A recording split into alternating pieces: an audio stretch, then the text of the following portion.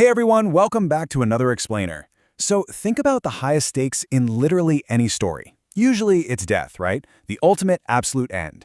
But what happens when you live in a universe governed by magical contracts, hand seals, and highly specific rules? Is death actually final? Or is it kind of just another system waiting for a clever loophole to be exploited? Well, today we're going to look at the ultimate heist, stealing souls right back from the afterlife. We're going to completely demystify death in the shinobi world. We'll be treating these legendary, forbidden jutsu not just as magic spells, but basically as ironclad legal contracts. And, as any good lawyer or, rogue ninja will tell you, every single contract is just waiting to be broken if you read the fine print closely enough. So, here's our quick syllabus for today. 1. The ultimate forbidden jutsu. 2. Breaking the unbreakable control. 3. The cost of Rinne rebirth. 4. The Reaper death seal. And finally, escaping the Shinigami. All right, let's dive right into Section 1, the ultimate forbidden jutsu. To really understand how to cheat death, we first have to look at our primary case study, the most infamous resurrection technique in shinobi history. We're talking about the impure world reincarnation, or Edo Tensei. Originally created by Tobarama Senju and later perfected by Kabuto Yakushi, this isn't just some simple revival spell. It's essentially a hostile takeover of a living body. It forcibly pulls a soul back from the afterlife and binds it to a physical vessel, basically creating an immortal soldier that just regenerates from any damage. It's wild. But pulling off this heist requires some incredibly gruesome prep work. First, the summoner absolutely must acquire the target's DNA. We're talking blood, organs, or literally just grave robbing a corpse. Second, the target's soul has to currently reside in the Pure Land. If they're trapped somewhere else, the whole jutsu fails. And third, the darkest part. You have to provide a living human sacrifice. The dust and ash literally encase the living victim, painfully overriding their own existence with the deceased person's appearance and chakra. Now, what's really interesting here is the dilemma the summoner faces once the target is actually revived. To control the zombie, the summoner implants a special talisman right into their brain. But they have to make a choice.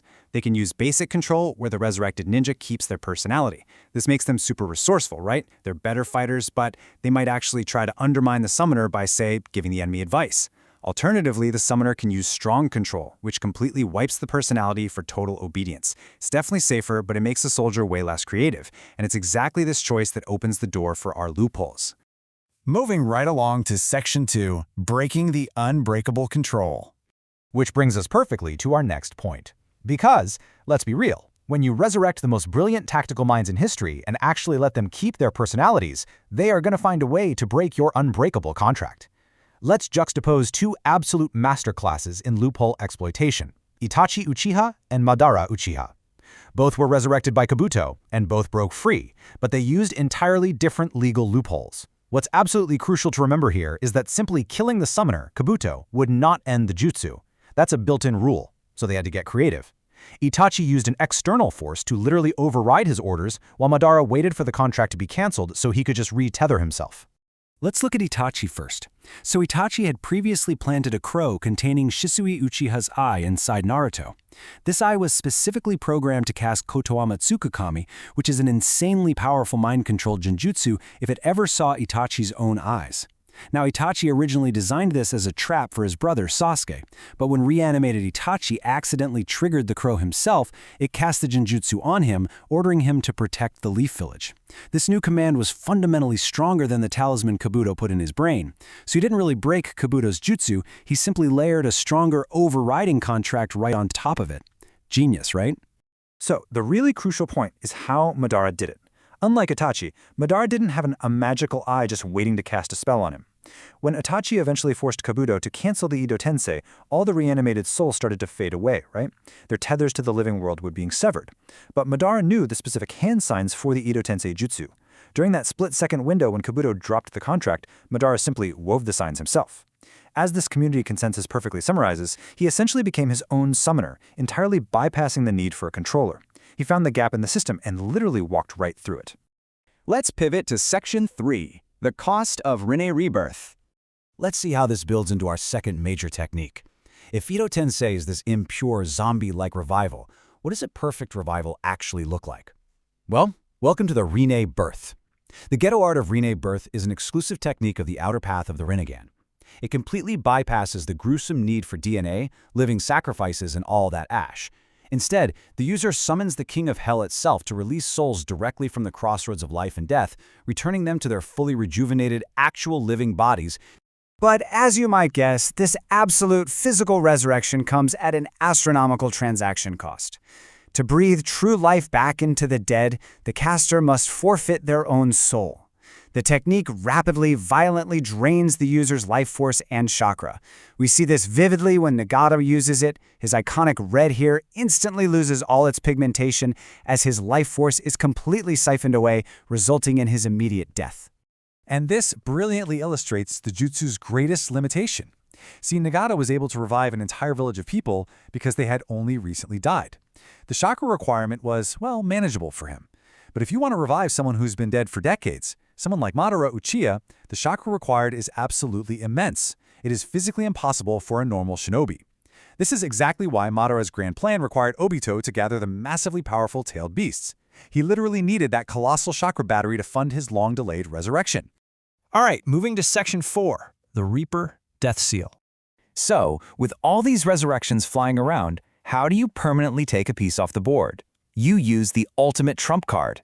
Enter the Reaper Death Seal, or the Dead Demon Consuming Seal. This is an Uzumaki clan technique of sheer terror.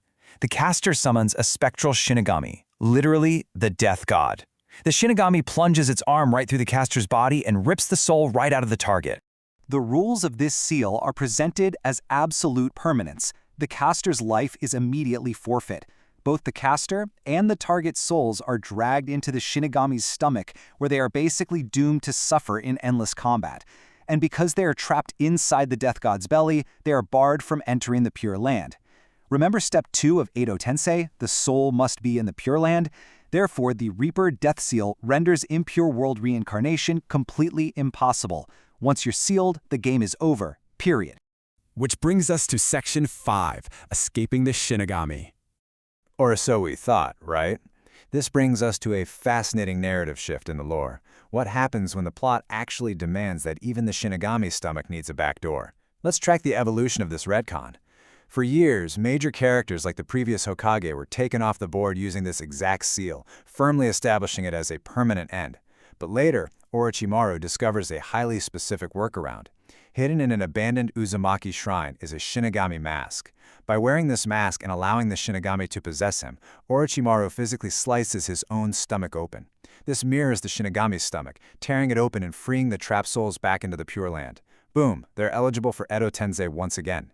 And Orochimaru only survives this fatal act by body surfing into a new vessel immediately. But opening this back door highlighted a massive fandom debate regarding the number 3, specifically the infamous third coffin. See, years before the mask was even introduced, during Orochimaru's fight with the third Hokage, he attempted to summon 3 coffins. The first and second Hokage emerged, but the third Hokage supposedly stopped the third coffin from opening. However, as lore analysts rightly point out, that third coffin belonged to the fourth Hokage, Minato, but Minato's soul was already trapped in the Shinigami's stomach at that time. Based on the strict established rules of Edo Tensei, that coffin shouldn't have even materialized, let alone been summoned to the battlefield. It's a prime example of how expanding the rules of a magic system can sometimes clash directly with its own history.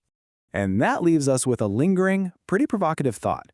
We've seen that even the most absolute, forbidden contracts, whether it's total mind control, a life-draining resurrection, or literally the belly of the death god itself, they all have fine print, just waiting to be exploited by a genius shinobi. But if the ultimate cost of death can always be circumvented by some clever loophole, does a shinobi ever truly sacrifice anything? If the rules are just obstacles for the clever, what are the real stakes? Think about that the next time you see a supposedly final sacrifice. Thanks so much for joining me on this explainer, and keep questioning the rules.